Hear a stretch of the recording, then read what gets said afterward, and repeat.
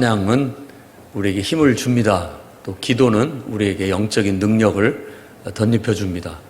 찬양과 기도로 여러분들이 무장되어져서 오늘 또 여러분 안에 영혼을 지키고 영혼의 기쁨, 감사, 또 기도의 능력들을 항상 유지해 나갈 수 있기를 바라겠습니다.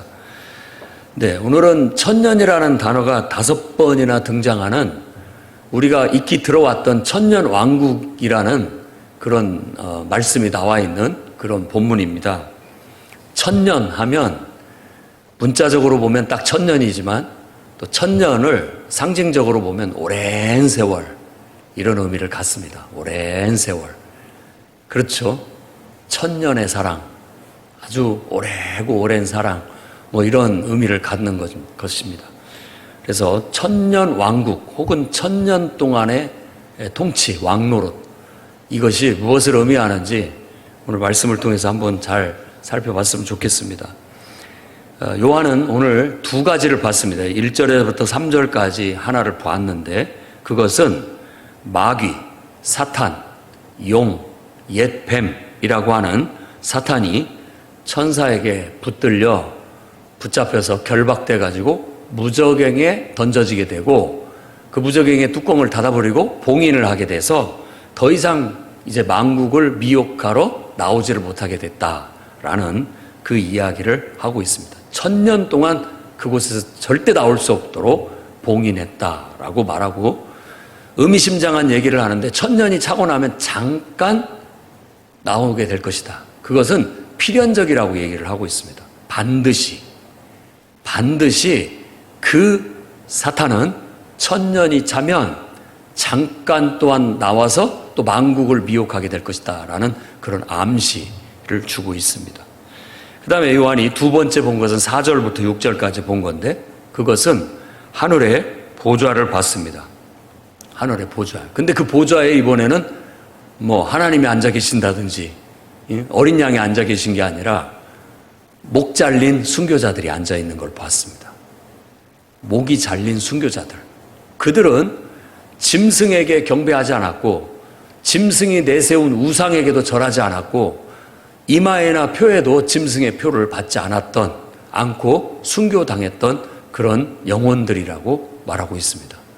그들이 보좌 위에 앉아서 그리스도와 더불어 천년 동안 판결, 그러니까 심판할 수 있는 권세를 위탁받았다, 위임받았다라고 그렇게 말하고 있습니다. 그것을 봤어요.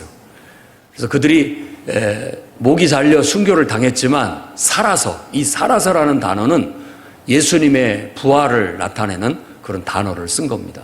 그러니까 그들이 부활해서 천년 동안 그리스도와 더불어 왕권을 가지고 통치하고 다스리는 그런 권세를 받았다라고 말하고 있고, 이들이 바로 첫째 부활을 얻은 자들로서 복이 있고 거룩하다라고 말하고 있습니다. 둘째 사망이 그들을 다스릴 권세도 없다, 이렇게까지 얘기를 하고 있습니다.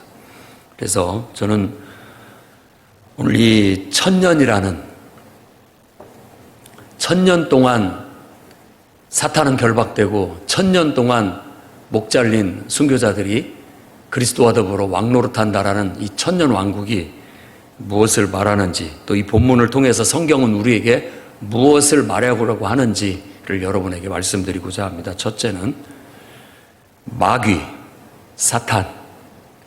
사탄은 천사에게 붙잡혀 무저갱에 가두어지게 될 것이다 라는 것을 성경이 말하고 있습니다. 그러니까 이 마귀, 사탄, 용, 옛뱀, 이름도 많습니다. 아주 너무나 많아요. 벨리알, 아바돈, 아볼루온, 바알세북, 또 뭐 귀신의 왕, 세상의 임금, 어둠의 세상 주관자, 또 뭐 살인자, 거짓의 아비, 거짓말쟁이, 공중 권세 잡은 자, 원수, 대적, 다양한 용어로 말하고 있지만 그 어떤 영적, 초자연적 실체를 말하고 있는 거예요. 그러니까 우리가 이 우주에 있는 우리의 어떤 존재가 아닌 초자연적인 어떤 영적 실체를 말하고 있다는 걸 알 수가 있습니다. 이들의 정체는 하나님의 일을 항상 방해해요.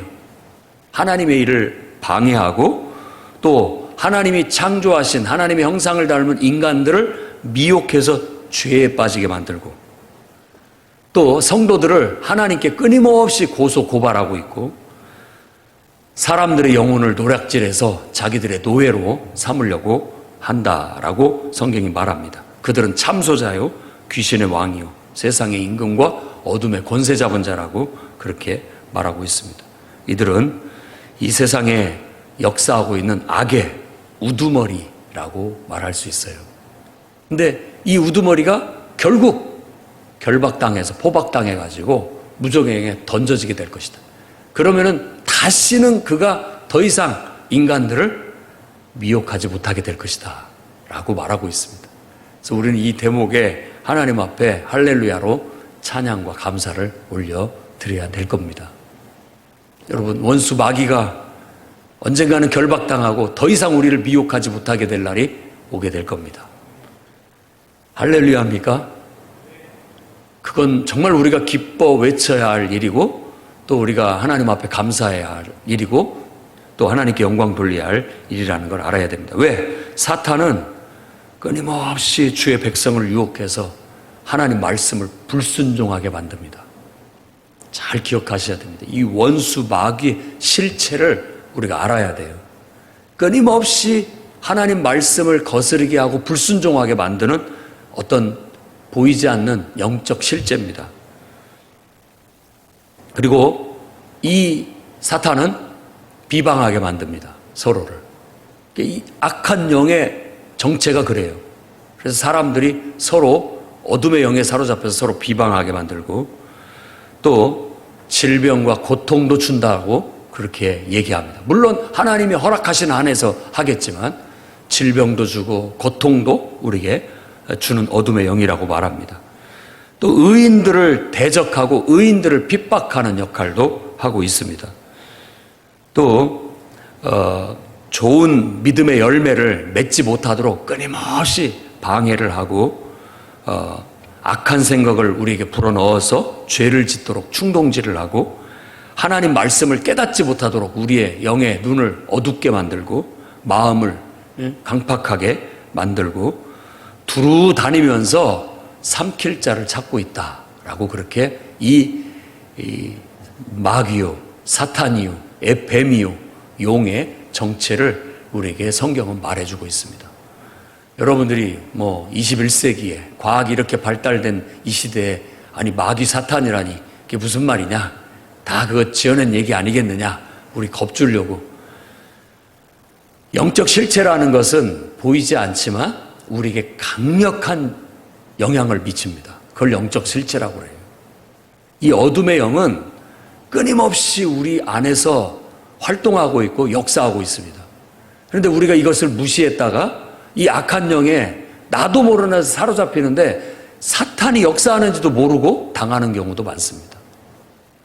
지금 내가 왜 이러는지에 대해서 우리 스스로가 한번 질문을 해봐야 되는 거예요. 이거 사탄의 역사가 아닌가.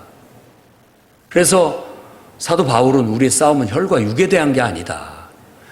사실 제가 지금 사람하고 뭔가 문제가 일어난 것 같지만 한번 다시 눈을 깜빡거리면서 다시 한번 쳐다봐라. 사탄의 역사가 아닌가. 한번 봐라. 라고 얘기하는 겁니다. 우리의 삶에 어떤 일들이나 사건이나 문제들이 일어날 때 물론 우리가 내가 잘못했거나 내가 또 잘했거나 여러 가지 일들로 생겨날 수 있지만 다시 한번 눈을 감고 영적으로 한번 바라봐라. 혹시 사탄이 역사한 것은 아닌가.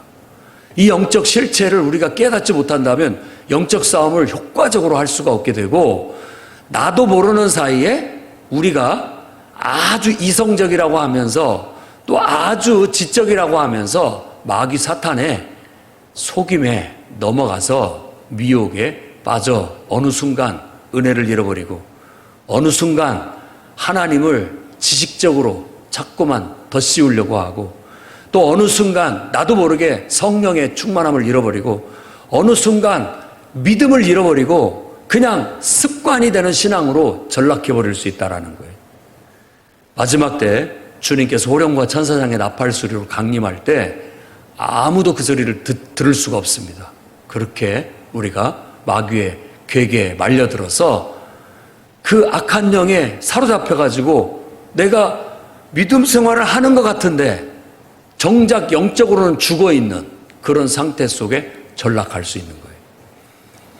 언젠가는 이 사탄이 정말 예수 그리스도의 승리로 또 하나님의 어린 양의 정예군들의 승리로 때가 되면 하나님께서 그 사탄을 다 결박해서 무저갱에 가두실 건데 그때까지는 우리가 영적 싸움을 싸워야 됩니다.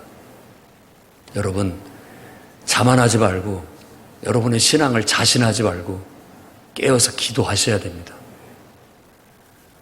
우리 스스로가 우리 육신을 과신하면 안 됩니다. 내 육체가 하고 싶다고 해서 하고 내 육체가 하기 싫다고 안 하는 것은 어쩌면 이미 사탄에게 살짝 넘어간 거예요. 벌써 넘어간 겁니다. 우리가 언제 내가 하고 싶다고 해서 하고 내가 하기 싫다고 해서 안 하는 겁니까? 우리는 그저 하나님 말씀에 순종할 뿐입니다. 그게 믿음으로 사는 것이죠. 정말 신실한 믿음, 투철한 믿음은 어떤 순간에도 정말 하나님 앞에 깨어 있어서 하나님의 음성을 듣고 하나님이 내 마음속에 주시는 말씀을 듣고 거기에 반응할 뿐이지 어떤 육체적인 어떤 소욕이라든지 인간적인 생각이라든지 이런 것에 반응하지 않습니다. 내가 벌써 인간적이고 육신적인 것에 반응하고 있다면 오늘 혹시 사탄이 내 속에 침투한 것은 아닌가?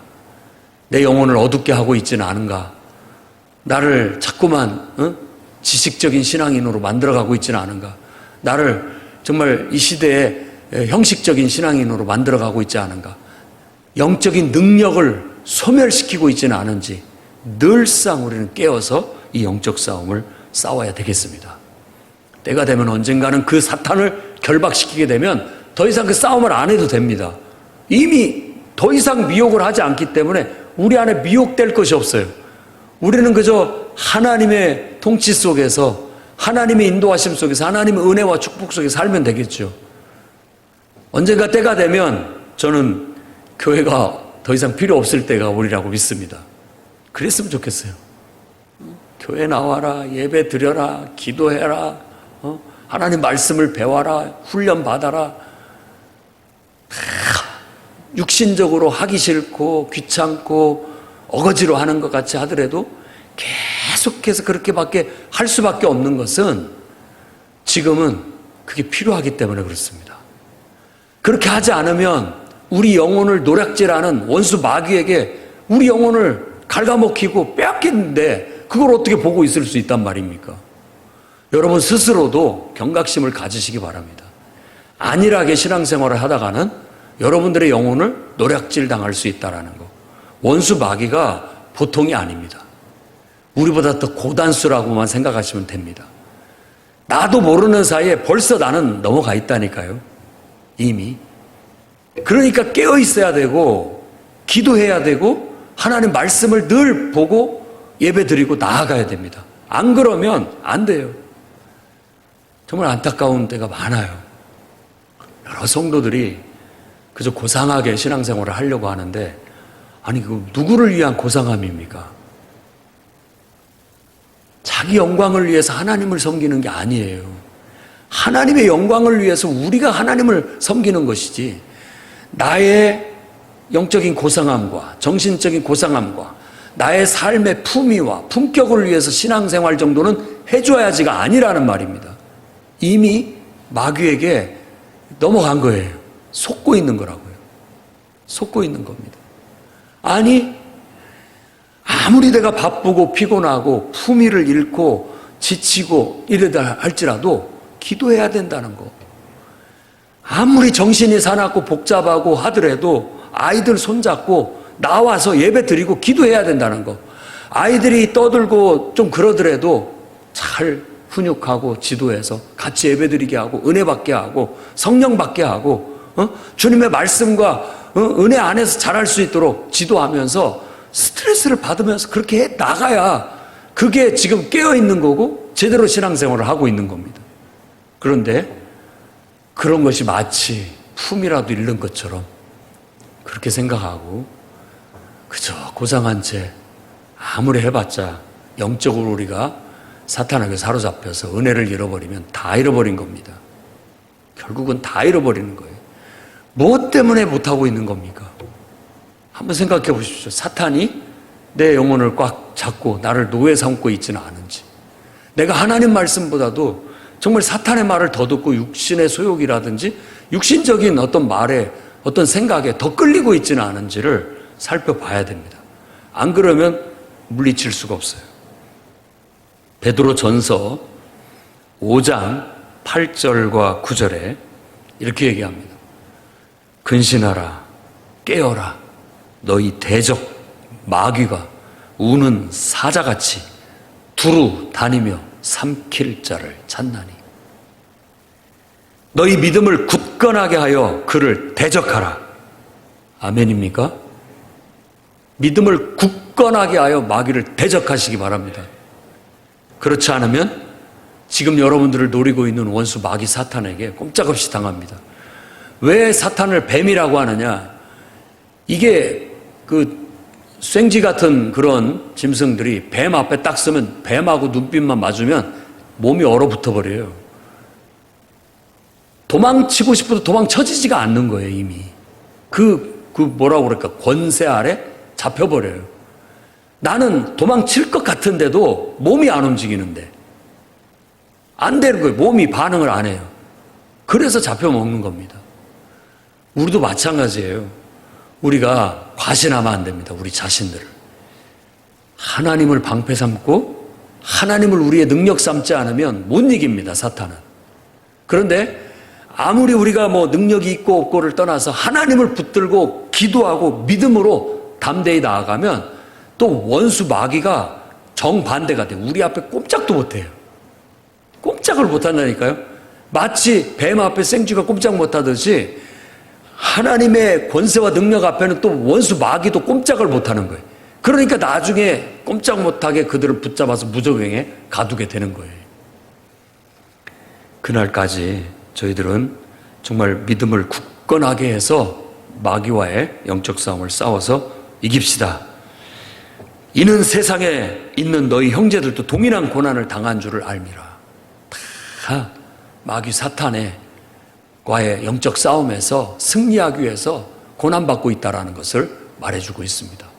이 시대에 저도 여러분들이 정말 원수 마귀가 하나님께서 다 결박해서 무적행 넣을 때까지는 우리의 싸움은 혈과 육이 아니다. 우리의 싸움은 원수 마귀다. 사람이 아니에요. 여러분의 배우자가 아닙니다. 여러분의 자녀가 아닙니다. 겉으로는 그래 보이지만 그 이면에 영적 싸움이라는 걸 여러분이 깨닫고 그 싸움은 말씀과 기도, 영적으로 싸워야만 이길 수 있다는 걸 명심하십시오. 그래서 한 영혼도 정말 사탄에게 노략질 당하지 않고 한 영혼도 사탄에게 빼앗기지 않고 다 안전하게 보존돼서 정말 마지막 날 주님을 영접할 수 있기를 바랍니다. 두 번째로는 예수님과 복음을 위해 순교당한 자들은 부활해서 1000년 동안 그리스도와 함께 왕권을 가지고 통치한다라는 겁니다. 지금 이 말씀에서 얘기하려는 게 여기에서 강조하고 있는 게 1000년 동안이라고 이렇게 얘기를 하고 있는데 이 1000년 왕국에 대해서는 여러 가지 설이 있습니다. 무천년설. 이 1000년이라는 것을 이 문자적인 1000년으로 보지 않는 대표적인 학설이죠. 이 무천년설 같은 경우는 어거스틴, 우리가 잘 알고 있는 어거스틴, 이런 사람들이 주창했던 그런 겁니다.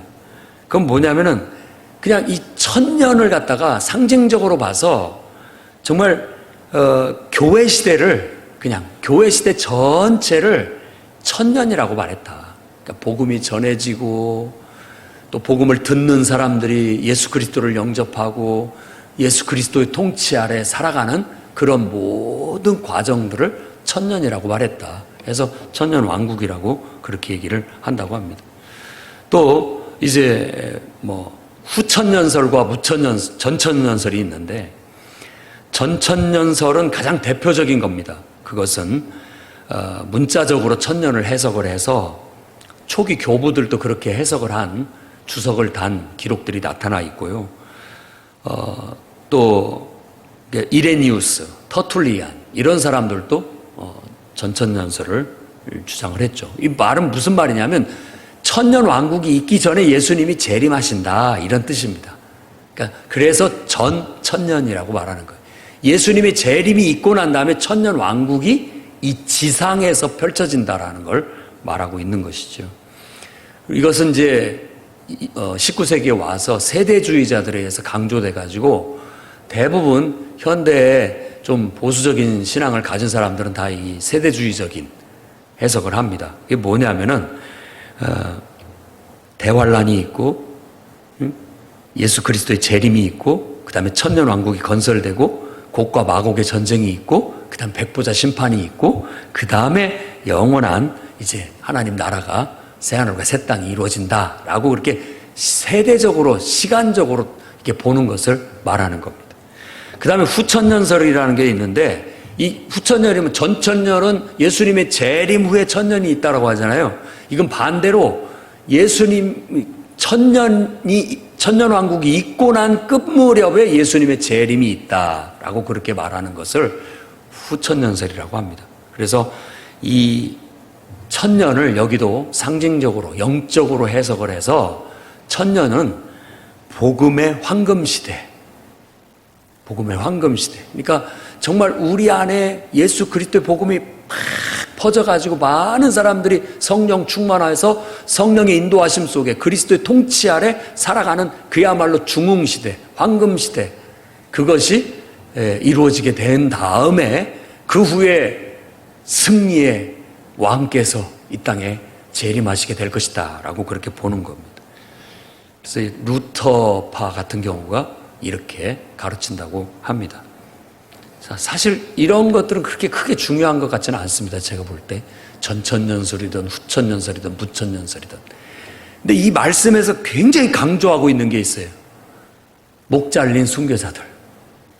이 목 잘린 순교자들이 바로 살아나서 첫 열매로 부활을 해서 첫째 부활에 참여해서 그리스도와 더불어 보좌에 앉아있고 그 보좌에서 왕권을 가지고 통치한다라는 거예요.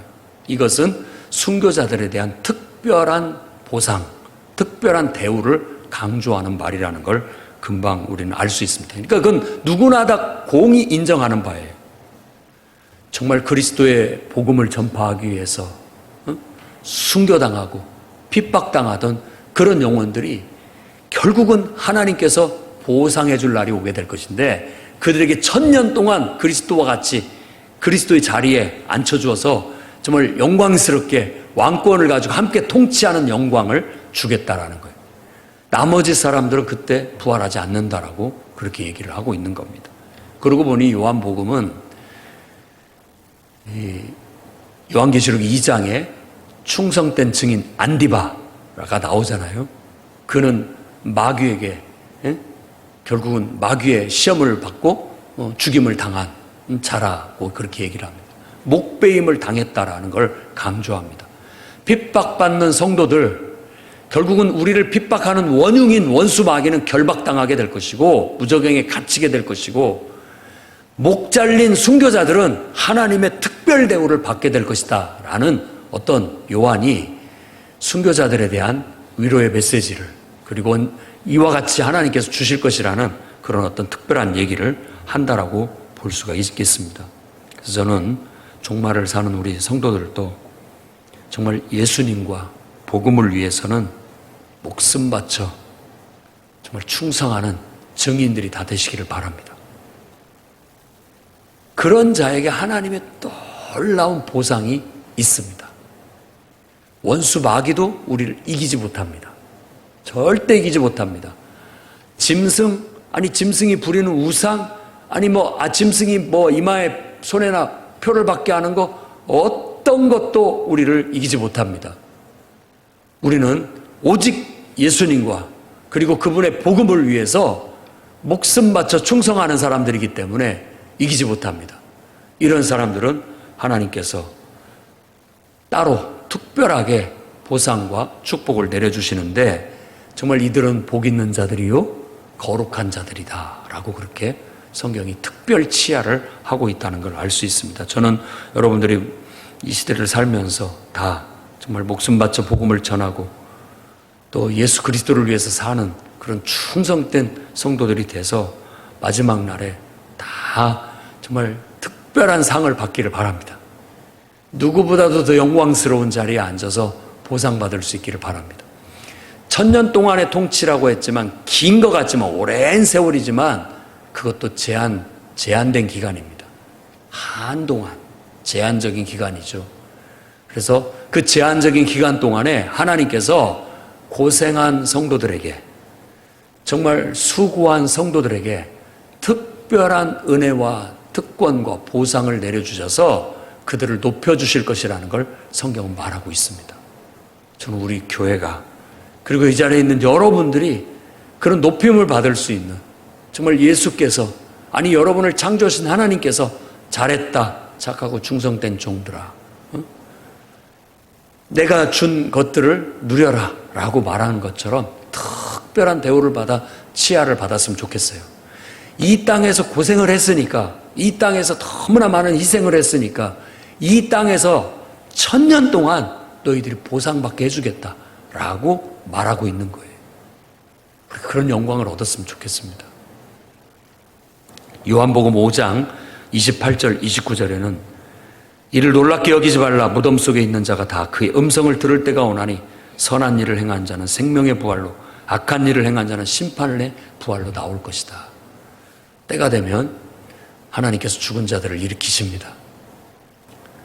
순교당한 자들이 첫 번째 부활에 참여한다고 했고 아마 그 첫 번째 부활 속에는 순교당한 자들뿐만 아니라 정말 하나님 앞에 신실하게 충성되게 희생과 봉사로서 하나님을 섬겼던 자들이 포함될 수 있다고도 해석해 볼 수 있겠습니다.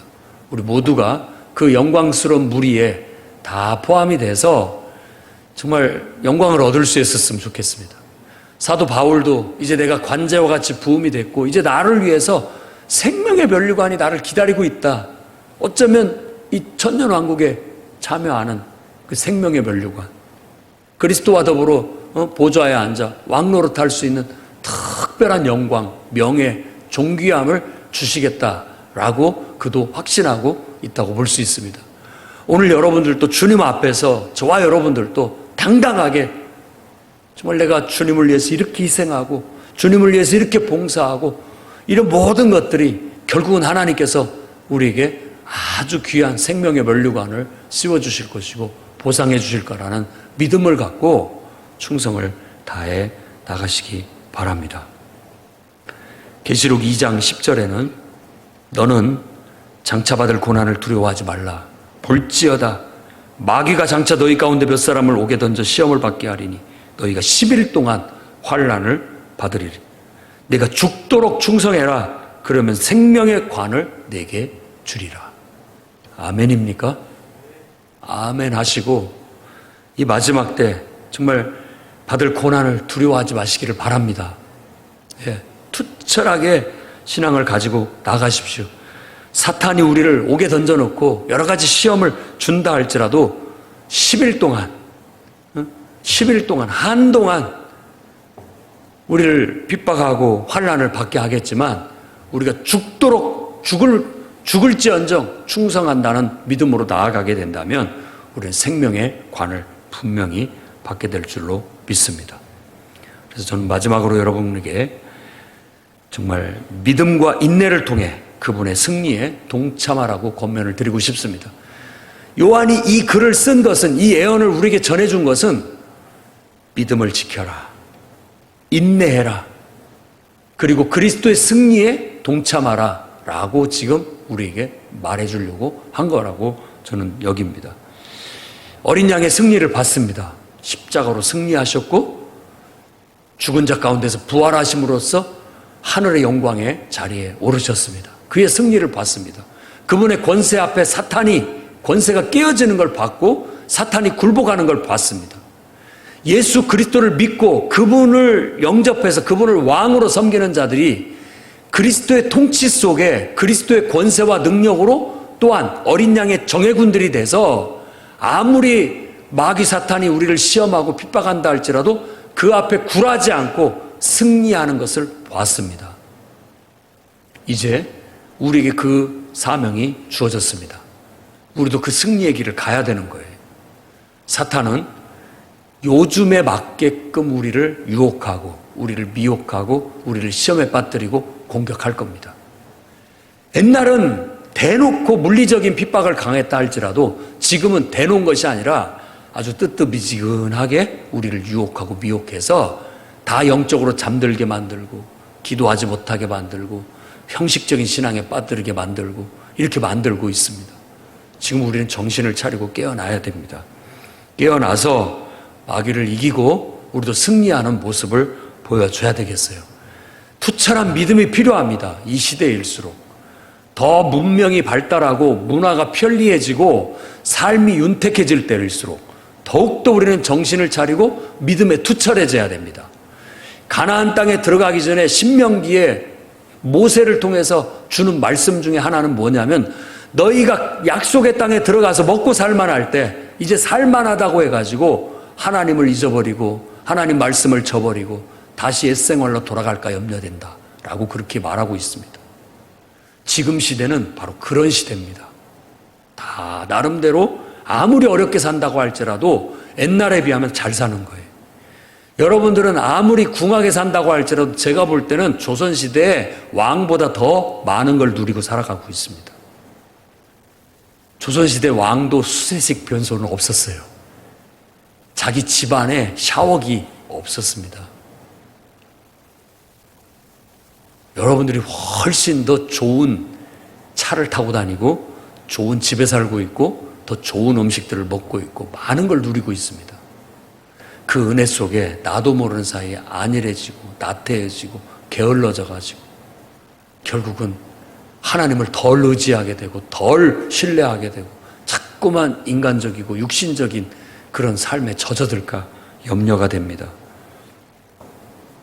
깨어나야 됩니다. 투철한 믿음으로 다시 일어서야 됩니다. 그리고 정말 어렵게 신앙생활을 해 나가셔야 됩니다. 힘들게 신앙생활을 해 나가셔야 되는 거예요.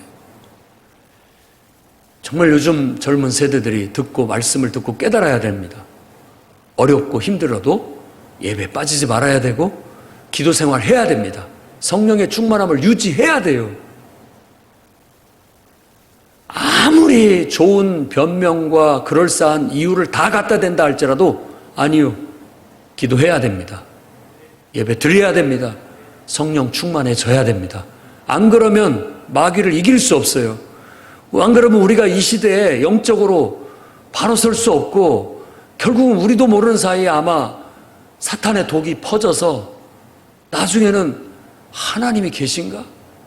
천국은 있을까? 죽으면 그만 아니야. 다 세상적인 사고방식에 철학에 사로잡혀서 가버리게 될 거예요. 동성애? 뭐 별거야? 다 사람들의 취향이지. 세상 문화에 타협하게 되고 세상 편리에 타협하게 되고 세상 지식에 타협하면서 그냥 믿는 사람도 아니고 안 믿는 사람도 아닌 그런 사람들로 전락해버릴 수 있다는 걸 깨달아야 돼요. 그러니까 우리는 다시 이 요한계시록을 통해서 순교자의 신앙을 배워야 됩니다. 그래, 이 시대에 나만큼은 투철한 신앙으로 바로 서자. 남들이 너는 뭐 고리타분하다, 너는 너무 광신자 아니냐, 별소리 다 해도 속지 마십시오. 내가 할 도리를 하고 나는 영적인 삶을 사는 그리스도인이요, 나는 영적 싸움을 싸우고 있고 이 시대에 영적으로 바로 서서 이 시대에 영적으로 빛을 발하는, 그래서 영적으로 무뎌지고 병들어가고 나태해지고 있는 영혼들을 각성시켜서 깨워가면 깨워갔지 내가 그들과 편승해서 물들지는 않겠다 라는 그런 투철한 믿음과 신앙 그리고 인내심을 가지시기 바랍니다. 힘들게 신앙생활 해야 됩니다. 피곤하게 신앙생활 해야 됩니다. 기도했는데 더 해라고 할 때 해야 됩니다. 예배를 드리고 있는데 이 정도면 충분하다고 할 때 더 해야 된다면 더 해야 되는 겁니다. 그러면서 어떤 충분하게 우리 안에 있는 어둠을 몰아내고 사탄의 세력을 물리쳐서 권세 있고 힘 있고 능력이 있어서 능히 마귀 사탄을 우리가 심판해서 그 영혼을 무정에 가둬버릴 수 있는 그런 능력 있는 성도들로 이 시대에 우뚝 서기를 주의 이름으로 축원합니다. 기도하겠습니다. 거룩하신 하나님,